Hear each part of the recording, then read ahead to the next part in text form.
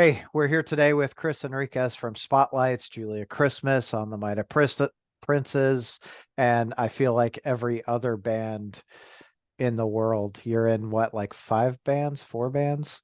Ooh, sometimes I forget. So there's Spotlights, Julie Christmas, On the Mighty Princes, Total Meltdown, Light Tower.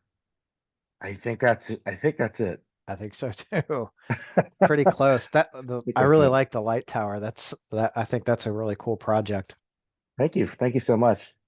Uh, so obviously, I'm a huge Spotlights fan. How did you and Mario and Sarah come to be?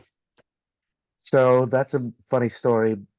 Basically, they needed a drummer for the tour that they got on with Deftones, which is also a really crazy story in itself. But their drummer couldn't do the full, I think it was 3 weeks, and basically they knew me from the local scene when they lived in Brooklyn still. And I was sort of at a point when I was thinking that I wasn't really wanting to commit to being in a touring band or a working band at that point.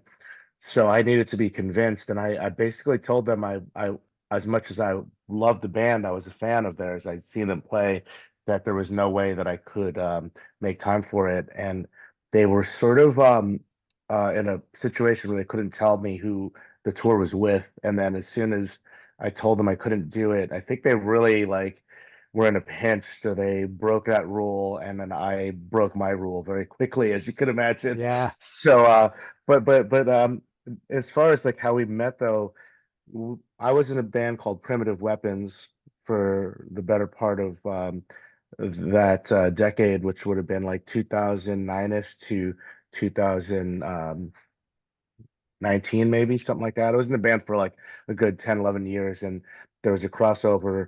We had the same publicist as Spotlights.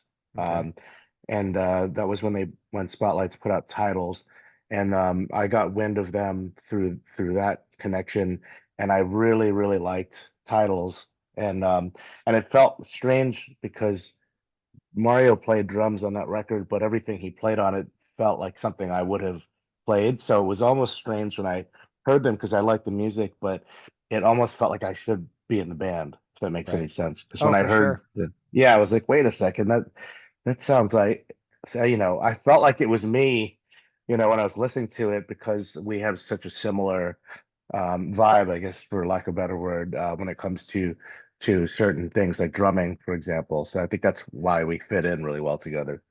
Well, I remember that Deftones and Refused tour, right? First time I saw Spotlights, I was enamored with the set of just wow, blew my mind. So I was like immediately a fan, and obviously, you've quickly become a favorite not only in our household but in our circle of friends too. I love your people, man. You guys are awesome. So glad I got to see you a few. I guess it would have been just a few weeks ago now. It just seems like a long time ago, but Yeah, it couldn't have been more than a few weeks ago. yeah, You know what I'm saying? It was It was December. November. Oh, November. Sorry. Yeah. Well, yeah. So there you go. Still, yeah. That was. Yeah, It's only December 30th. about 5 or Yeah. 6 weeks ago, whatever it Yeah. was. Yeah. Yeah. Yeah, it was, which, that was both those shows in Columbus and St. Andrews Hall were really good shows. And it was, the funniest thing was seeing the kids at St. Andrews Hall just as soon as you guys got done, they were like, oh my God, it was the best thing ever. Like, That's yeah, great. We certainly like have a demographic, I think, that we know pretty well by now, and it's up until recently been pretty um lacking in like the younger people department, and I don't know, maybe the new record, because it's a slight left turn from what we're doing prior. It has brought a little bit more women and younger folks, which we want everybody to listen to the band, but it's something I've noticed, I think, and is a good thing. well, yeah, I think, with Alchemy has been obviously I like the whole discography. Alchemy is, I mean, I've told you, I think a number of times, right? Slight left turn, but it brings in all those influences, and it's just, for me, just very welcoming and inviting. Thanks for saying that. We had to. I mean, like we've put out various records. I'm not on all of them, but I think the band collectively has had a certain sound that has evolved. But I think at a certain point, you have to like consciously try to think outside of the box, and that's definitely what we tried to do on this one. Yeah, that's for sure. And the way you guys interact on stage, it's, I don't know, you're like a family, and you can tell, just Yeah, fantastic. thanks. I'm glad you noticed. Yeah, It's not coincidental. I mean, we talk about a lot of this stuff and try really hard to put on a good show for everybody when we go on tour. And also we just are very critical of ourselves and also of other bands. So we take everything that we can to pour it back into this project. right. But and this year, I think for the band, as a whole, it's been a fantastic year, right? You guys have been on doing the Mr. Bungle and Melvins out on the West Coast. You did what, like it was like 2 months there and back. Yeah, it was long. I think we started in November, and then yeah, like well, so we started the Bungle. Oh, geez, no, I'm getting my tours mixed up. We toured with Bungle in the summer when the album came out, and that was a long tour. It was like It was May, April, May. it might have been more than 2 months. I think it was like 2.5 months of Yeah. touring. Yeah, it was crazy. Yeah. Wow. That's a long tour. You How know, yeah. how do you feel the crowd reacted to you at the, with Mr. Bungle and the Melvins?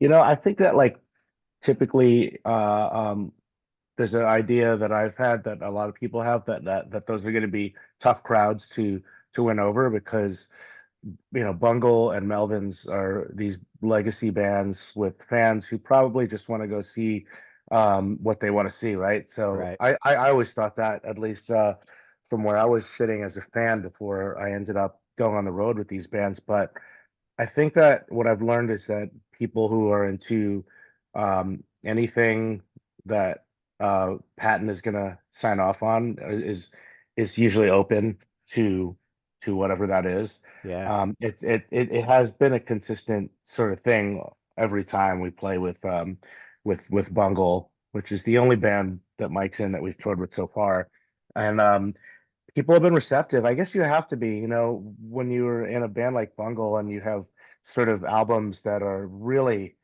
so eclectic. I mean, there's no band that's more eclectic than Mr. Bungle for Right. whether you like it or not, and so you have to have an open mind. So I think we've figured out that we fit in somehow in that.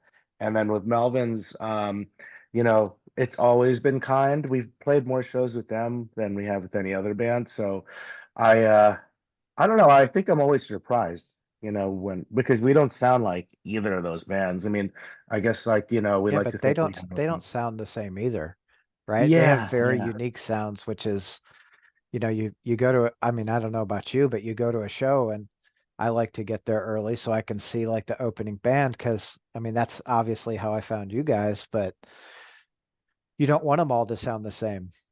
Yeah, no, totally. I think growing up for us is similar in the 90s too, right? Because I saw a lot of bands that would never make sense to be on shows together or festivals. And so that is how I found out about, Jesus Lizard from going to Lollapalooza. And they were probably sandwiched in between like Cypress Hill and the Boss Tones Right. and remember these lineups, they were crazy. So I think that that what a lot of the bands on Ipecac have done between Dalek being on tour with Bungle or playing with I saw the Bobby Lees recently in New York and we haven't played with them, but it's like there's definitely like not like one style locked in on the label, and whenever the bands get together it's gonna be an eclectic thing. Oxbow is another one that we're playing with, and they're I've never seen them and never met them, but I love the record and I know that it's gonna be a diverse show between us and them.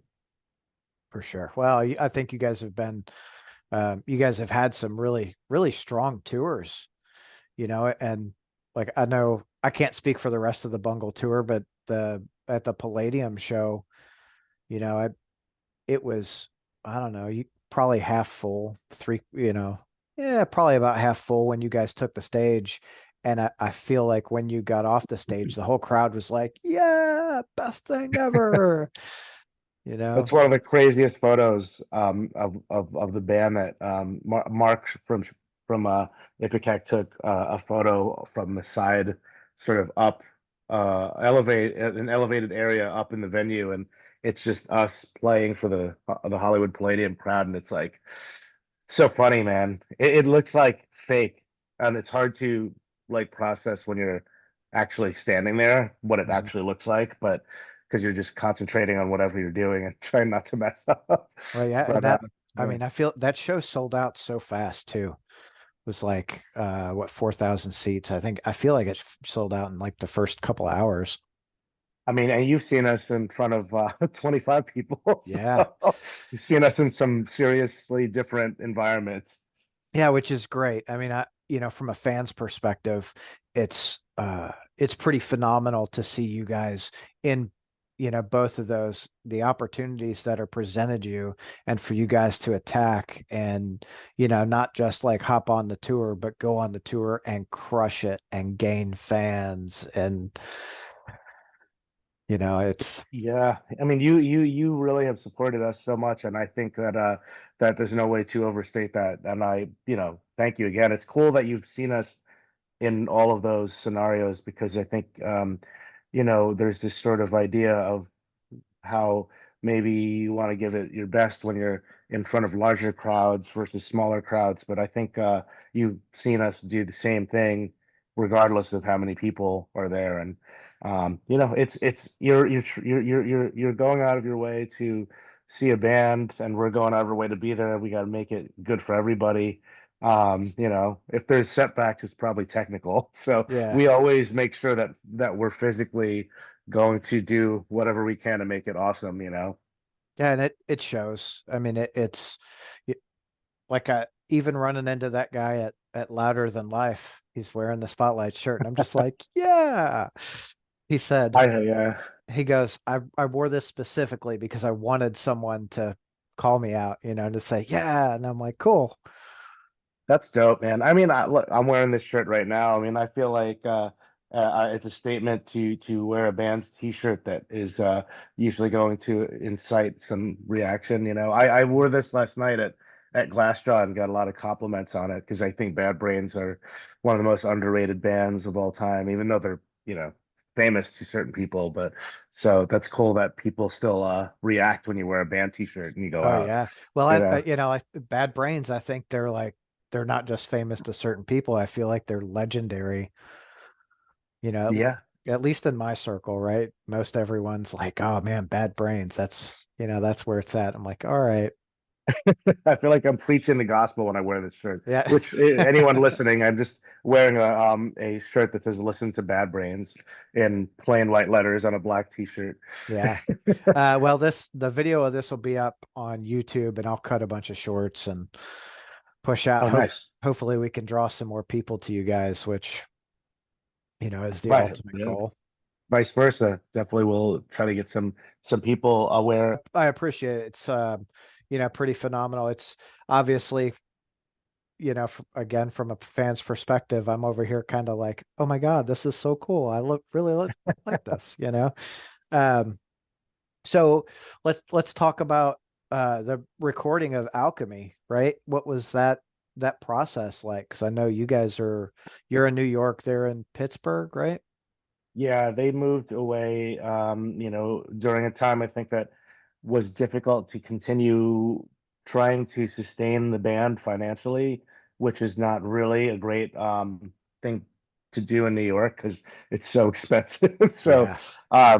so they found Pittsburgh while we were on tour and really enjoyed the city, and it ended up kind of being a great place for everybody because now we can go into a house that they own, which would have never happened if they stayed here, where the studio was built in the basement. And Mario, who is a engineer, has everything dialed in there. So whenever I need to take a trip on a plane, which is like 45 minutes sometimes from here to there. You could be sitting in traffic longer than that in an Uber in New York to get Getting from to the here to airport. someone's apartment. Yeah, well, that too. So that their move there was strategic and ended up being fantastic for us to have a place to kind of get away and create and record and so the process really, I guess, it hasn't like changed because I'm still with them. And typically Mario was sending us sort of the ideas for songs. The only difference this time was that I actually contributed for the first time to a few songs, where I was welcome to be a co-writer in certain aspects. Of course, they still have their process, but that was one thing that was cool. I would record drum beats here in New York in my studio. Um, Film them and send to them, and then they would sort of like cherry pick what they thought was cool and maybe start writing something to it.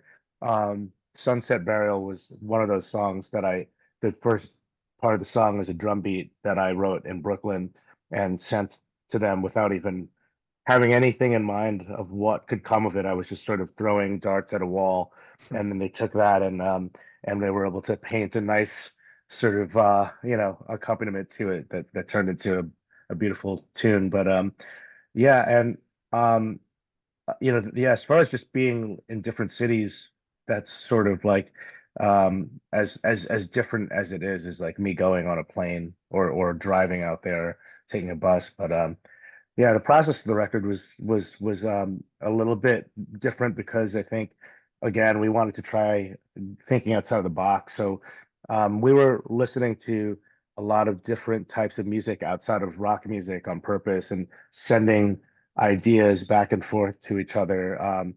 So some of those things might have been, kind of trip hop things I was listening to, or some jazzy stuff that Mario was listening to, and then sort of like trying to draw influences that could still fit into our overall vibe. And that's kind of how Alchemy came together.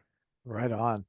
It's Sunset Burial, The Alchemist, Algorithmic, all the whole album, just the way it flows, uh, the soundscapes that are painted there they're I mean phenomenal. Thank you. You hear so many I've heard so many people just, "Oh my God, can you imagine?" I think I showed you some of the texts, right? Like someone, "Oh man, thanks for posting that. Just such a great band." And it's uh you can tell with Alchemy, right? There are other influences. Look back at Love and Decay, and Love and Decay is a fantastic album also, Thank you. which was probably my favorite before Alchemy of the Dead. Uh the the differences, there's some very similar sounds, Right. but the other influences come just uh help paint, or maybe put some new textures in the painting, right?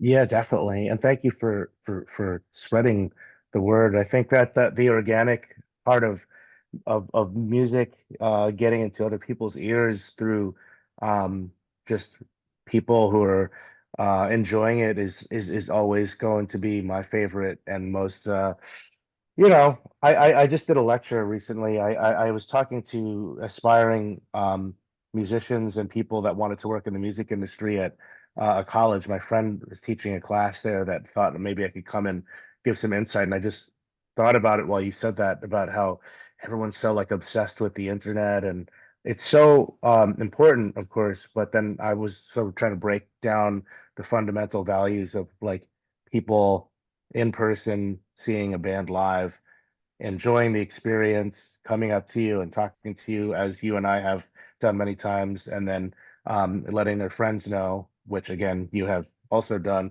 and how that really should be like the core sort of value of why playing music and getting out and being present and all that is always going to take more importance to me than the algorithm or the viral ability, if that's a word, of like Yeah. something that someone posts. I mean, I try to find a good balance, but you're sort of just proving my point, which is why because I've been telling this to so many people, including like peers of mine who are like, oh, I'm in a band and I've been trying and X, Y, and Z, why it's not working. And I'm like, I mean, you gotta get in a car and go drive to a few places and like, don't forget that they're human beings behind the internet. They're the same people that you can go drive and hang out with, and you're exactly that. That's why we're here right now. So, Yeah.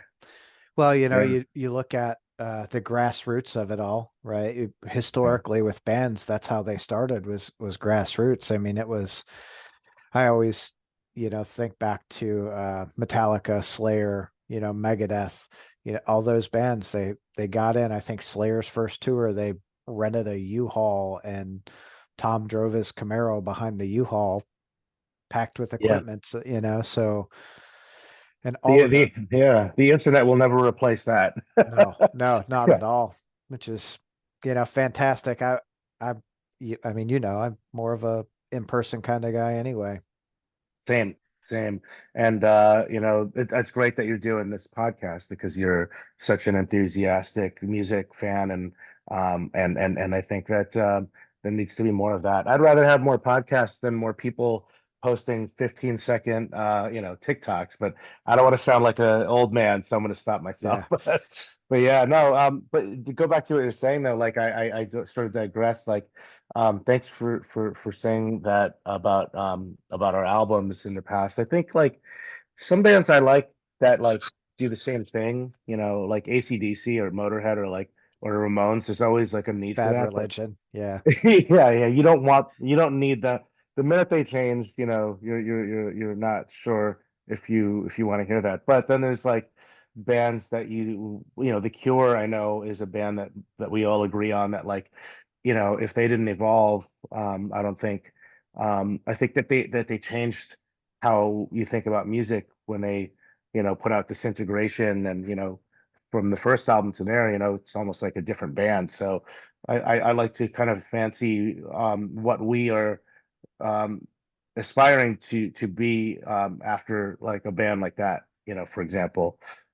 Well, you're right. It's really good to have those bands that do the same thing every time.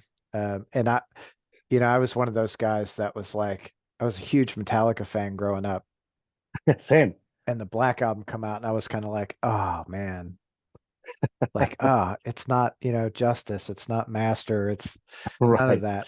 But you look back at Kill 'Em All, and Kill 'Em All was super, super thrashy, and then they became a lot more like orchestrated.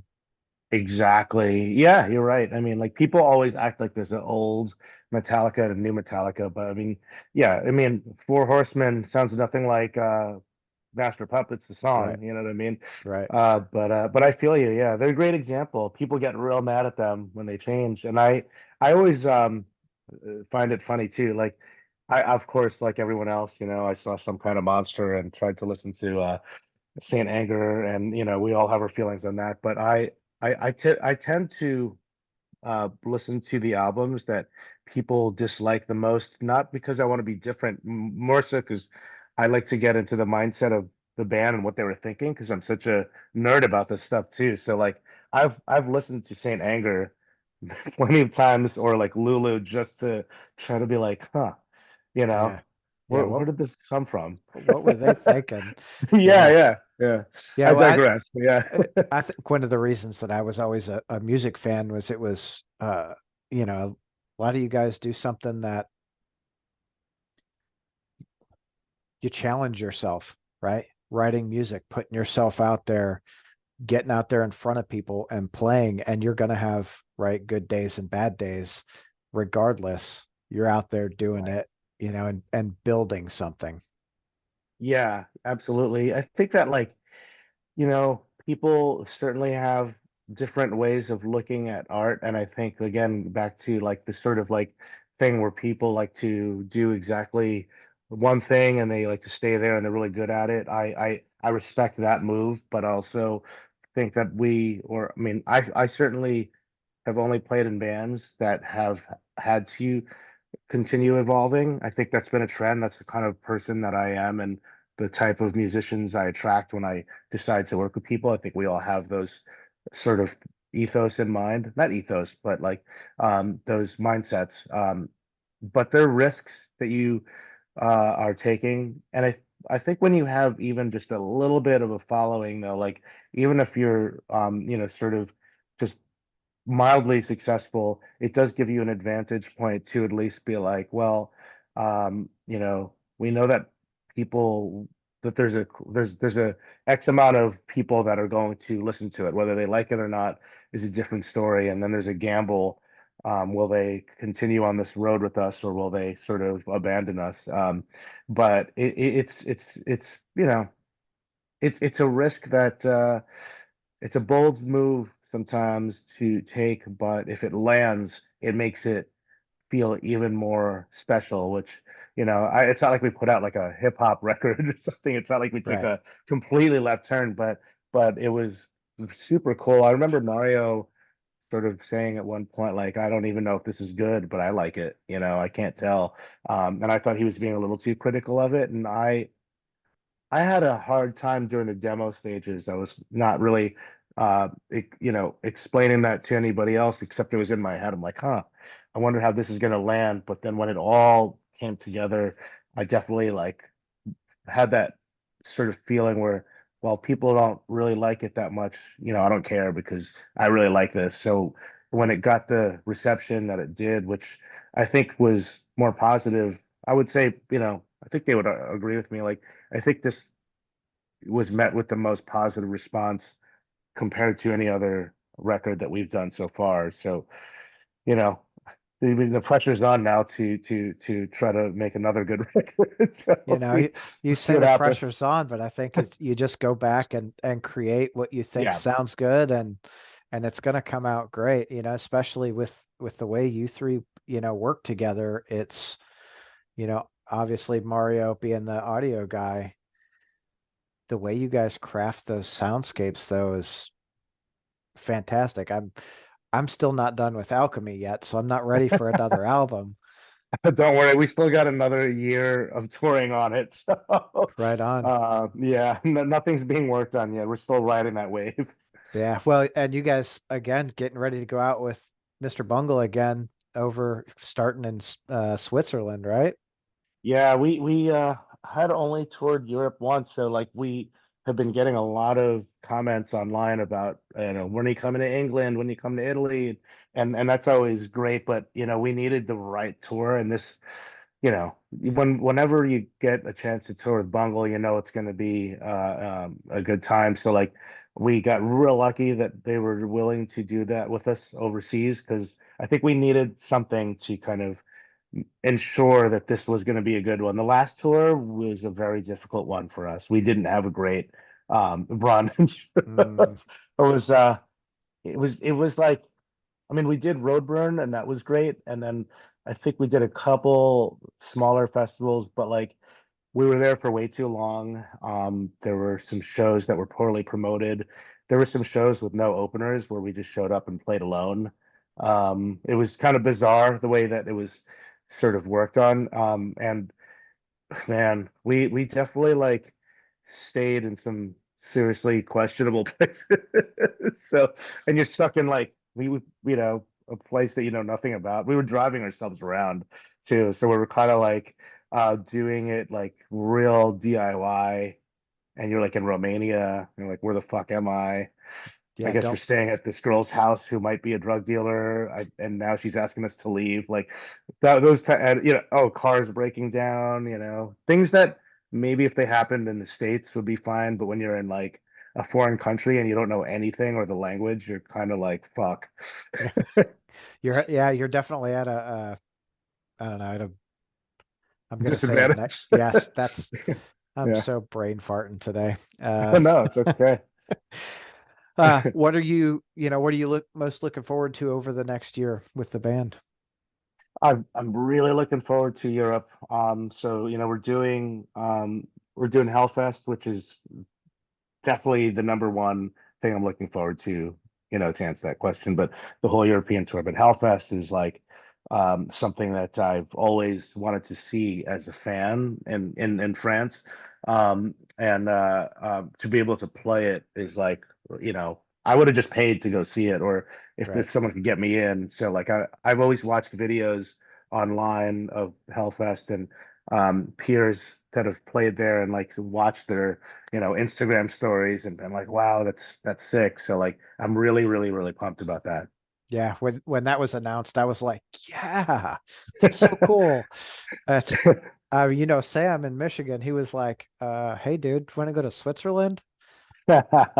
Like, Yeah, man, you could, you should. It's a reason for a trip. I have some friends that are maybe planning on making France for Hellfest and then doing their own thing after that. yeah, that would be cool. We almost went, wife and kids, we were planning on going to Hellfest 2 years ago, 3 years ago. It was probably right before COVID.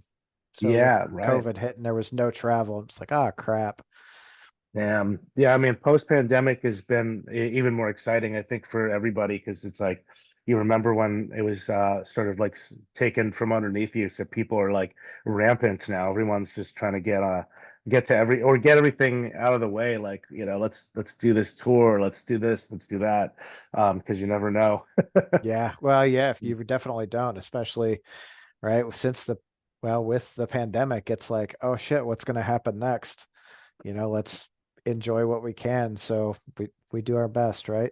Yeah, yeah. No, we're my wife and I have been going to so many shows lately. It's been really nice because we just we talked about like all these shows that we want to see that were in 2020 that were rescheduled, and one of those shows was the one that I went to last night, Glassjaw. Not that it was rescheduled, but they had like a string of dates. It just makes it a little more exciting. I always remember. I never Yeah. forget.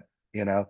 But yeah, no, Hellfest would be number one for me, and the bands that are playing, man, like I just want to go as a fan, like I was saying, our stage is filled with like top to bottom, like Chelsea Wolf, Brutus, obviously Bungle, but and Oxbow. So there's a lot of people that I am fans of that I really want to just like uh be there with. And I like how they sectioned off the stages from like category, or not that we sound like any of these bands, but it feels like you're kind of repping on the same team Yeah. because like the other teams are like, the pop punk stage, and the other one's like the more of the, whatever sub genre of metal stage. So it feels great that we're all in like the weird sort of art rock stage or whatever you want to call it. Yeah. Well, I mean, Yeah. that's pretty fitting, right? Art rock, because that's you. God, I mean, that's where it's at. I've read, I don't know, I read something the other day that was like doom gaze, and Yeah. I always when someone asks, what do they sound like? I'm like, well, it's kind of doomy and it's shoegaze, so it's like this doom shoegaze, and they're like, really? What is that? My buddy that came to LA with me was like, you're just making stuff up, aren't you? And I'm like, no, really, that's how it sounds to me. That's really funny. It's a tough question to answer, but you just have to. I mean, that's why they make these marketing terms up, I guess. Yeah. Yeah, Yeah, everyone's looking for whatever that next identifier is. right, right, right. I'm not mad at it. I think that some people have to sort of, and not everybody even knows what those things mean. So it's like, we're music nerds, so we have Yeah, to do our best. for sure. And you got married this year too. Yeah, that's right. Yeah, it's been a crazy year, man. But I think I just felt really empowered to like just, make some moves. Yeah, it shows. I mean, 5 bands, married, I'm what's next for you? I mean, you're kind of doing everything in the world right there. That's classic ADHD right there, Tom, Yeah, for me. yeah, Yeah, I mean, you said it, it's all the same sort of stuff happening, but hopefully yeah, we're just doing the touring. I'm doing Julie Christmas. Julie Christmas has a record coming out in 2024. So I'm doing some touring with her in Europe as well as spotlights. Some of it crosses because I'm playing. Hellfest with Julie and Spotlights. One of us goes on at this time, and then the other band goes on at a later time. So that's gonna be really fun. And then what else is going on? Yeah, I mean, I don't know. I'm doing some Light Tower and Total Meltdown shows and on the Minor Princess show. So yeah, there's a lot to look forward to. So what's that like to be back, doing on the Might of Princess shows? It's great. For context, this is a band that I cut my teeth in. I was actually similarly with Spotlights, I was a fan of the band prior to joining. They had one album out before me, and this would have been in 1999. So, it's well over 20 years ago at this point that the band was around. I joined up in like 2000, and that's the first US tour that I ever did was with them. And so like there's a movie that is has been premiered at theaters in New York about the band. Hmm. Um, and it's a kind of like a story about a band not unlike Anvil, who was sort of in a genre which, going back to the marketing sort of terms that we were just using, I don't necessarily know that we were gonna ever call ourselves emo or screamo, but that definitely was the tag that was sort of thrown at us when we start getting some exposure from local fanzines and websites. So in that genre in Long Island, the bands that sort of very much took it to mainstream, like Taking Back Sunday and Brand New, were bands that were opening for us when we were still playing tiny shows, amongst other bands like Coheed and Cambria and maybe a few others that I am having a hard time remembering the names of. But in that time, we were sort of in this interesting place where we were part of something that we didn't necessarily see becoming this like corporate rock thing that eventually sort of took over for a certain time and place, and in the 2000s, and then my singer eventually passed away after we broke up, and we had these sort of like crazy things happen in the time that we were banned, where we went from like nobody to, suddenly like bidding wars of labels, Victory Records, Drive Through Records, which was part of MCA at the time, a major label, and then, Revelation Records. And like we were super young. The band broke up when I was only 23. I might have been, it was 2004. I was 23 going on 24. So I'm still like, you know, learning what I want to do with myself. And like, there's just a lot of changes going on. And when we break up, we kind of, would get together every few years for reunions, and realizing as the years go by that the band actually is bigger than it was when we were actually touring and driving around the country. And at during our last reunion, our singer passes away about a few months later.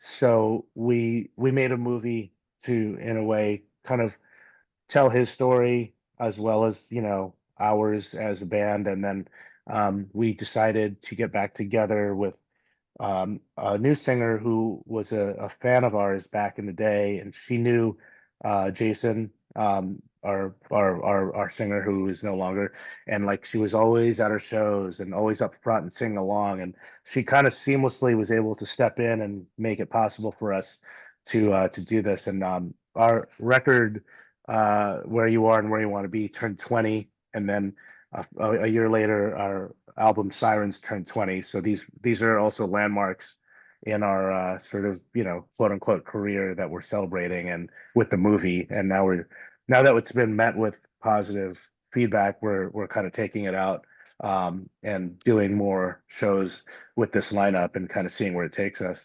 Yeah, that's awesome. I know Yeah. obviously I picked up the reissue a Oh, couple thanks. months ago and was like, yeah, just excited, right?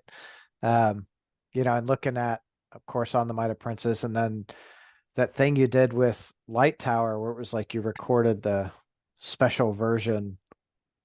Uh, Yeah. Everyone got their own unique version, which, man, I thought that was a nice, unique way to put something out there. Thanks for getting that. Yeah, no, it's a I feel like the one of a kind sort of records is a big thing for everybody that's a music fan like us. You know, like Yeah, I always like to get the green variant of the Hum record that's reissued or whatever I can get my hands on a single. yeah. You know, And yeah. I was looking at my spotlights collection. It's like Jen's like, why do you have three of that? I'm like, well, there's this variant and that variant and this. And she's like, I said, and this one I can actually listen to. She's like, what are you talking about? You don't get it. No, we're total nerds, but it's great. I mean, some people collect cars, and that's an expensive hobby, and well, I guess records is too, but it's a little more, I don't know. It's all special no matter how you look at it. But I know people that are completists that are like, I need every variant of this. There's a guy that I know who really loves the band Nothing, and we were selling a couple different variants of one of their records on the web shop of Revolver where I work as my day job, and he wanted every single copy before they sold out because he had the labels variant and the bands variant, and he wanted the Revolver variant and Amoeba records. There was like every variant, and he like put them down on the ground and took a photo of it because he was such a completist. But Wow. it's cool. Bands definitely. I mean, I don't take that for granted. I certainly hope that other bands don't, but the fact that people are willing to do that is incredible, Oh, you know? for sure. Yeah. Buy the Yeah. same record, five, six, seven times or whatever it is. Sometimes more. Yeah. Yeah, it's Yeah. crazy. Which is, it's a great way though, especially with like current times streaming. You don't get paid a whole lot off of streaming. It's not like the same, it's not the same payout as you had with radio, which was I think 12 cents a play or something. Streaming's like a third of a cent or probably even less than that. Exactly. And that was another thing I was trying to explain to these kids too. It's like, whether it's in one ear or out the other, it's like, yeah, there's more people that can listen to your band online, and we all want that. And the streams look cool, and it's nice to see a higher number. But, the thing that hasn't changed still is the person that bought the record and the money going into the band's pocket and helping them get from one city to the next, or even better if so it makes the band more sustainable.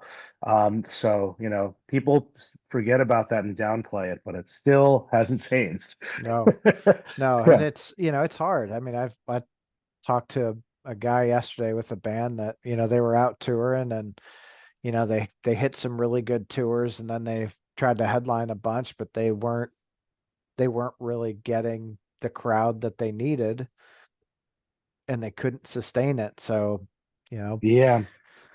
It'll be a bummer for anybody when you're doing anything, right? It's like opening up a restaurant, no one comes, and you just spent your entire day cooking, and it's like super depressing. But at the same time, I think when you're sort of realistic with yourself, when you go, oh man, I might be walking into a situation that could be a little discouraging. I need to prepare myself for that. Then you can kind of get through life better, I think, in a not to get too deep, but like it's in a symbolic way with everything, like mhm.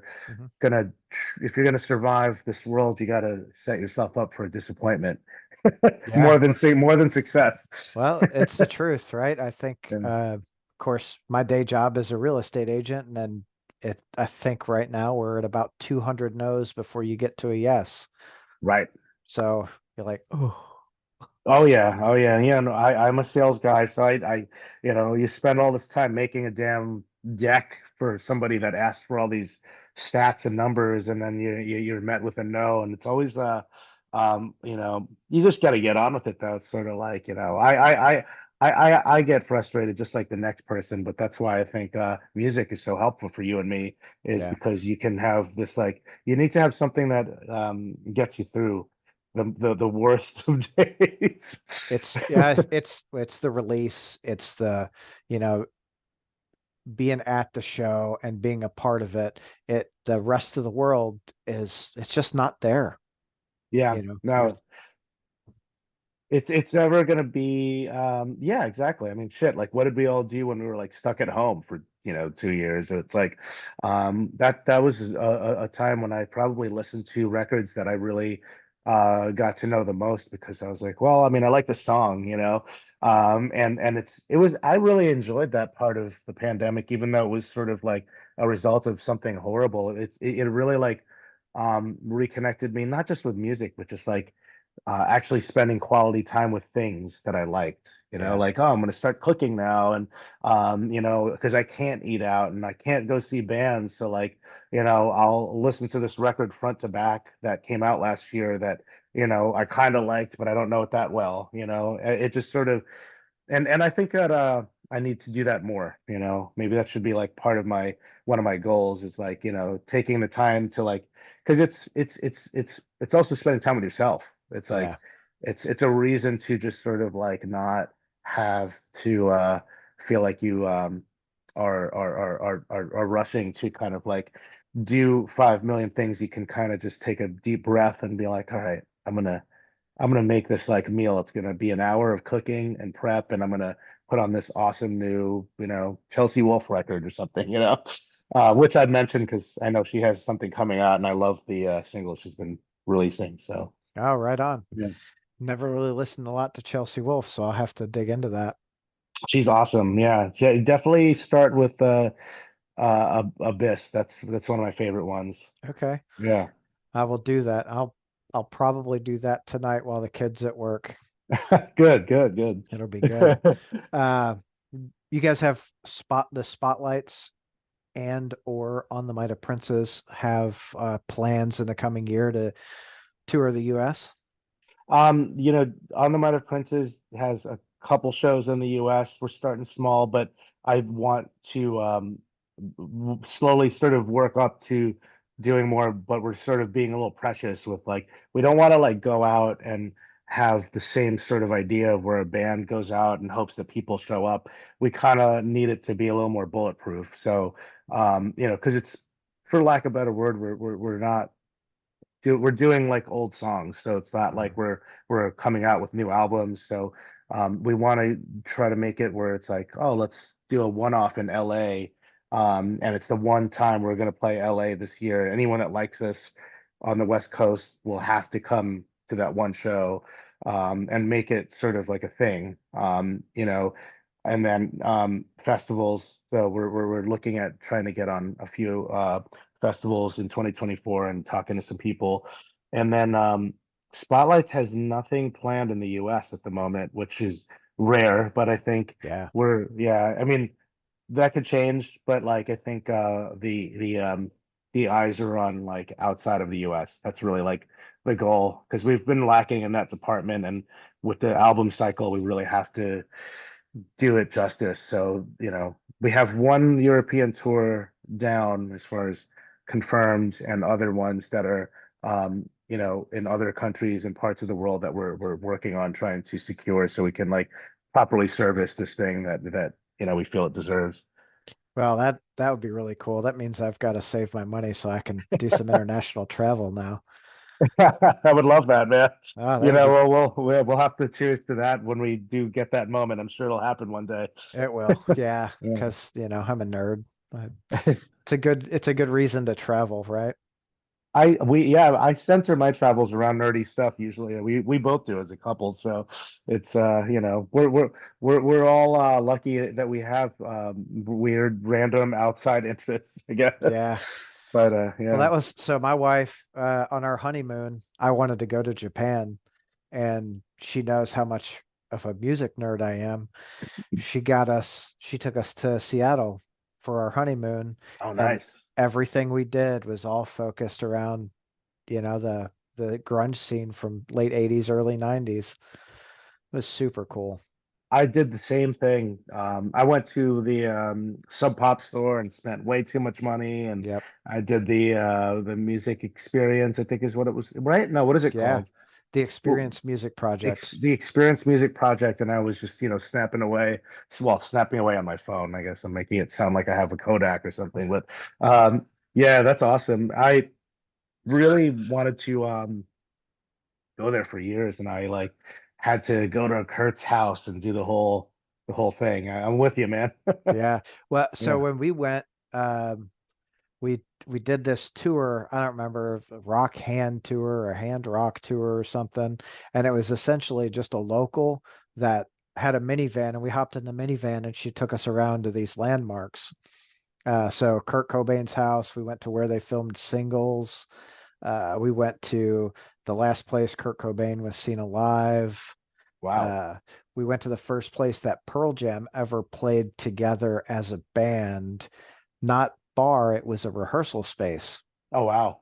That's super cool. I think I saw a few things like that as well. Like I saw Lane Staley. Unfortunately, where Lane Staley passed, like it was like I think it was a hotel. Yeah, You know, that entire music scene was so fascinating, and I think the most influential in my life because it was such a cool, dark music scene. Of course, it was met with a lot of tragedies, but just that sort of city has a mystique to it because of those stories and those things that happened. And being I'm sure you and me share a love for both classic rock and punk. So the melding of the two and how it sort of culminated in that place will always make Seattle special to me when I pass through. And I can't pass through without doing one of those things. yeah, Um, you know, yeah. It's always really cool the history, and we stayed right downtown, so it was super walkable.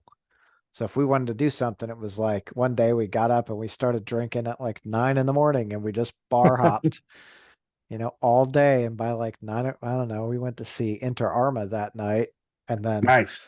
I was so drunk I had to get an Uber home. Hey, I mean, that's a sign of a good time, I guess. Like it's like I had such a weird like outside of body experience being there because it's like being there with the Melvins in Seattle at the Showbox and then having these sort of ideas in my head of like what it must have been like to like Yeah, be in a club at one of these sub pop style shows like I'm like wait a second, that's sort of happening right now, and it's like it's I don't know. There's every city has its charm to it, but Seattle is just one of those like magical places. And I know that like people say that about New York, and I live here, so I'm just sort of like, whatever. This is just a place where I go take my garbage out like everyone else, right. and like whatever. But I don't, I try not to get let the cool things that are historic about this place get past me as well. I love being older and being a tourist in my own city. I'm doing stuff now that I kind of didn't do when I was a kid, that I'm just sort of trying to make sure I do within like the all of the landmarks that I can go to that I didn't really care about, you know what I mean? So it's cool. Yeah. I probably need to do more of that here. I think there's some pretty cool stuff here in Louisville. Just gotta Absolutely. Yeah, you just got a gotta get great scene. Oh, for sure. A lot of really cool bands. I mean, last time you guys were here, that place was packed. That was a crazy show, man.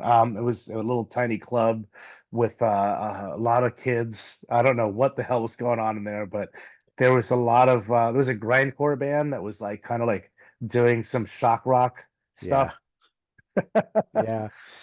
Well, I mean, that's kind of a Belushi speedball show just as a whole. They always pull just a wild crowd, and it's insane. People go, Yeah, but it's like almost like going to a Guar show, yeah. you're gonna there's gonna be something crazy going on. You're gonna get sprayed with something.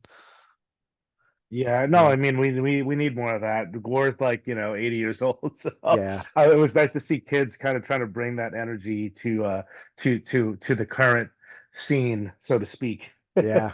Yeah. Yeah. Well, we definitely need it, right? And I think historically bands have always done that. What can we do to one up? We talked about one of the bands that I talked with, we talked about Guar and how their first experience with shock rock was Alice Cooper.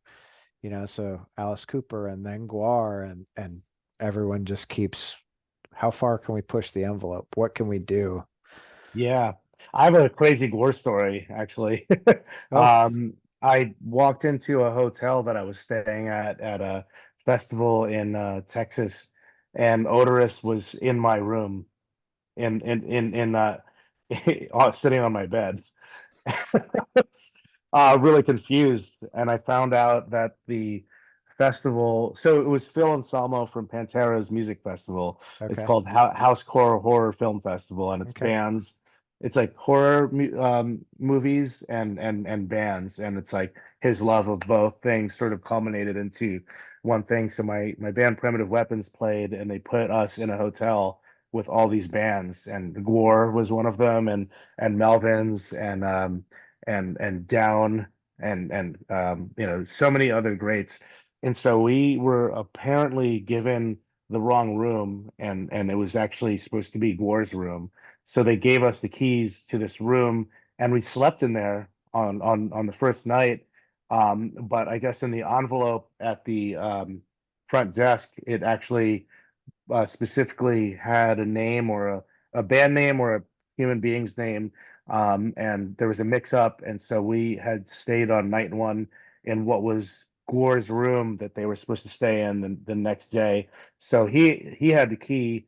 And the funny part about this, to kind of tie a bunch of things together here, since we were talking about Melvins as well, is that both Gore and the Melvins were playing together one night, and me and my bandmates were gonna go see them. And when we went to our room to sort of like, you know, just like chill out before the show, I opened my door and this dude is sitting on my bed, and I cursed him out, and I didn't know what he was doing. I thought that like a junkie like broke into my room and was either like stealing or doing drugs. So Yeah. yeah, I opened the door and I'm just like, "Yo, what's up, motherfucker? What are you fucking?" You know, I was like, my vibe changed like really quickly, and then my singer from Primitive Weapons, he had like recognized him and just sort of goes, "Yo, Chris, fall back. I'm pretty sure this dude is Odorous from Gore." And then he like walked into the room and closed the door and talked to him for a while. Came out and he's like, "Yo, we gotta get our stuff out of here. This is a mix up. Like we're actually in Gore's room, and he's like getting ready for the show right now. We need to." He was confused when he walked in and saw suitcases as much as we were. So we never saw them because they moved us to a hotel that was like too far from, there was no other places. So we Oh, actually missed the show, and then he died, you know, of course, and I never got to see Gore with him in the band. So wow. yeah, I mean, I figured this was an opportunity to tell that story if we're talking about Gore. Yeah. No, I don't know if I've brought that up on a podcast, so I think that's a, I think that's a pretty good, that's actually a really good story. Well, I know you've got a, you've got a busy day ahead of you. I don't want to keep you. I greatly appreciate you coming and spending some time talking with me today. And hopefully we can get you guys some more record sales going. oh, thank you, man. I hope so, and I just really appreciate you always just being an awesome dude, man. So For thank you sure. so much. Well, Yeah. thank you, man. Have a great day. All right, take care, my brother. See you, brother.